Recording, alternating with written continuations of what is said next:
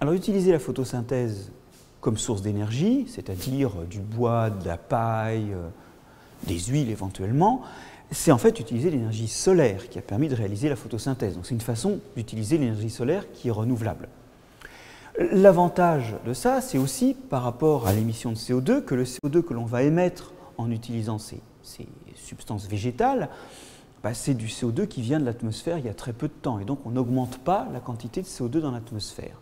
On ne va pas chercher de la matière organique qui a été piégée il y a longtemps. Alors, on peut se dire que par rapport à l'effet de serre notamment, c'est un plus.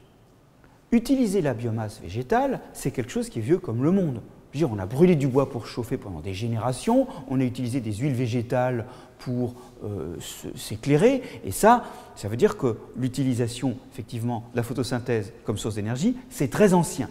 C'est très ancien et ça se développe actuellement avec les biocarburants ou les bioénergies, c'est-à-dire ces énergies obtenues à partir soit d'algues qu'on a cultivées dans des étangs ou dans des fermenteurs, soit de plantes qu'on a cultivées dans des agrosystèmes. On utilise beaucoup aujourd'hui Panicum virgatum, le panic, qu'on appelle switchgrass en anglais, comme source d'énergie.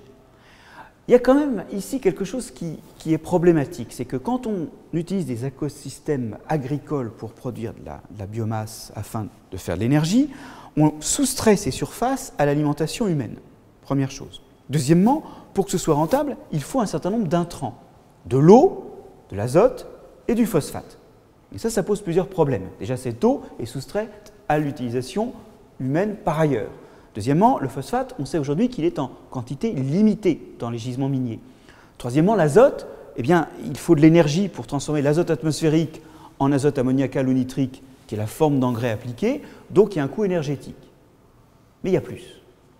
On pourrait penser qu'effectivement, de toute façon, on a résolu le problème de l'impact sur l'effet de serre en réduisant l'émission de CO2. Mais quand on irrigue, on crée un peu d'anoxie dans le sol, c'est-à-dire des poches où il n'y a pas beaucoup d'oxygène car elles sont en noyé d'eau.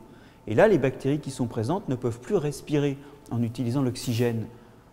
Et donc, elles respirent en utilisant d'autres oxydants, comme on dit, c'est-à-dire du CO2, et ça donne du méthane, du nitrate, et ça donne des oxydes d'azote. Et ces produits de respiration anaérobie des bactéries s'échappent sous forme gazeuse et ont une contribution à l'effet de serre bien plus forte que le CO2. Méthane, oxyde d'azote, pose donc un problème. Et la question de savoir si ces ressources énergétiques renouvelables liées à la photosynthèse sont bonnes pour l'environnement, c'est tout le problème, et il est loin d'être clair, de la balance par rapport à l'effet de serre entre la réduction de production de nouveaux CO2, d'une part, et d'autre part, la production d'autres gaz à effet de serre.